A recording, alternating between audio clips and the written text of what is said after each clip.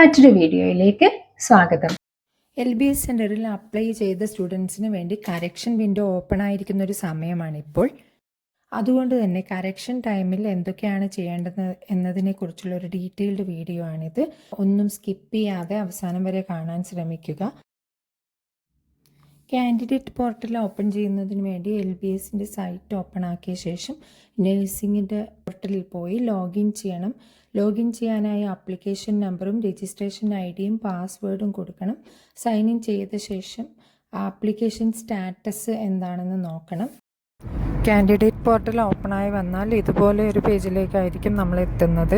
അവിടെ നമ്മൾ മുമ്പേ ആപ്ലിക്കേഷൻ ടൈമിൽ കൊടുത്തിരിക്കുന്ന ഡേറ്റ് എല്ലാം തന്നെ കംപ്ലീറ്റഡ് എന്നൊക്കെ കാണാൻ പറ്റും.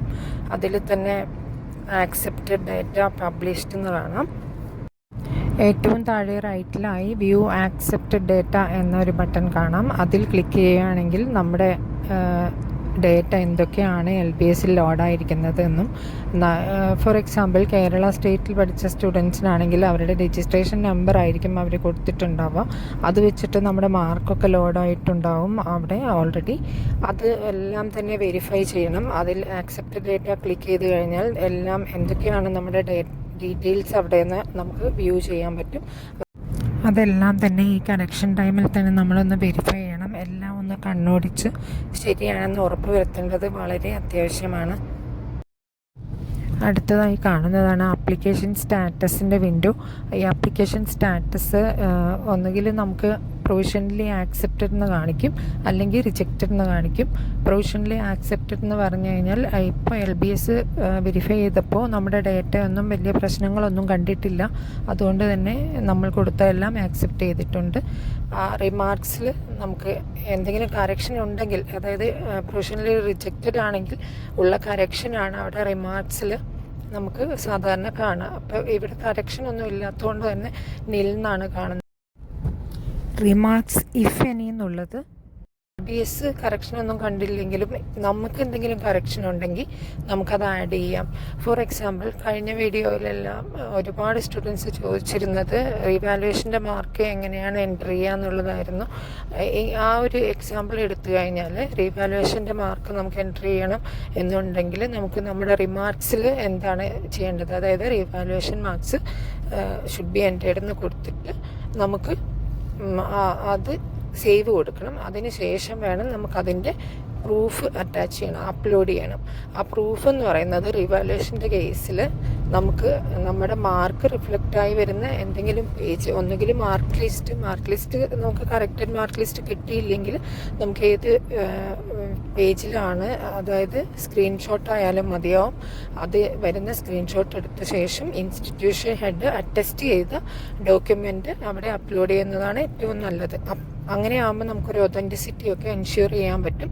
അപ്പോൾ അതുപോലെ എന്തെങ്കിലും കറക്ഷൻസ് നമ്മൾക്ക് എന്തെങ്കിലും എൻട്രി ചെയ്തതിൽ നമ്മളുടേതായ രീതിയിൽ കറക്ഷൻസ് കാണുവാണെങ്കിൽ അത് റിമാർക്സ് ഇഫ് എനി നമ്മൾ എന്താണോ എൻട്രി ചെയ്യുന്നത് അതിനെ സപ്പോർട്ട് ചെയ്യാൻ വേണ്ടിയിട്ടുള്ള ഡോക്യുമെൻറ്റ്സ് പ്രൂഫായി നമ്മൾ അപ്ലോഡ് ചെയ്യാൻ വേണ്ടി അപ്ലോഡിൽ ക്ലിക്ക് ചെയ്ത് അതാത് സർട്ടിഫിക്കറ്റോ ഡോക്യുമെൻറ്റോ അപ്ലോഡ് ചെയ്യാവുന്നതാണ്.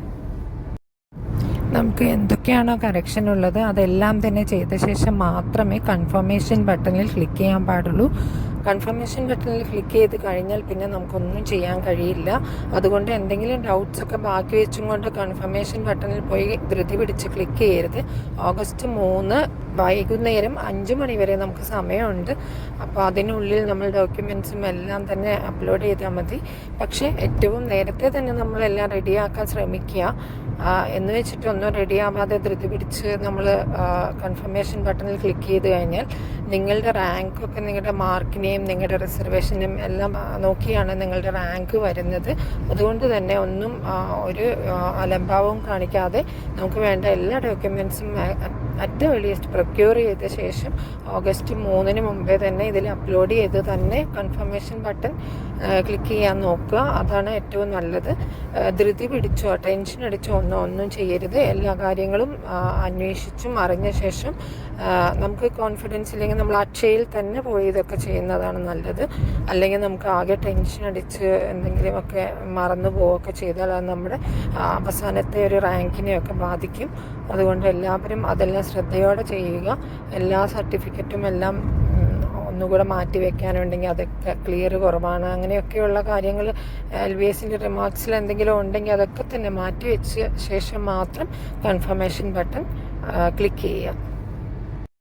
ഞാനിപ്പോൾ പറഞ്ഞതിൽ നിന്ന് തന്നെ കറക്റ്റായിട്ടുള്ള ഡേറ്റ തന്നെ കൊടുക്കണം എന്നുള്ളതിനെക്കുറിച്ച് നിങ്ങൾക്ക് ഒരു ഇമ്പോർട്ടൻസ് മനസ്സിലായി കാണുമല്ലോ. അതുകൊണ്ട് തന്നെ എന്തെങ്കിലും സംശയങ്ങളുണ്ടെങ്കിൽ അത് ക്ലിയർ ആക്കാൻ പറ്റുന്നില്ലെങ്കിൽ സ്ക്രീനിൽ കാണുന്നത് അതാത് ഡിസ്ട്രിക്റ്റിലെ ഫെസിലിറ്റേഷൻ നമ്പറുകളാണ്, ഹെൽപ്പ് ലൈൻ നമ്പറുകളാണ്. അതാത് LBS സെൻറ്ററിൽ ചെന്ന് നിങ്ങളുടെ കാര്യങ്ങൾ ഒന്ന് ഡീറ്റെയിൽഡായിട്ട് പറഞ്ഞ് സംശയങ്ങളെല്ലാം ദൂരീകരിച്ച ശേഷം അതിനുശേഷം മാത്രം കൺഫർമേഷൻ കൊടുത്താൽ മതി കറക്ഷൻ വിൻഡോയിൽ. ഇതെല്ലാം തന്നെ ഇപ്പോൾ ഉള്ള അറിയിപ്പ് പ്രകാരം ഓഗസ്റ്റ് 3 വൈകുന്നേരം 5 മണിക്ക് മുമ്പേ ചെയ്യണമെന്ന കാര്യം മാത്രം നന്നായി ശ്രദ്ധിക്കുക.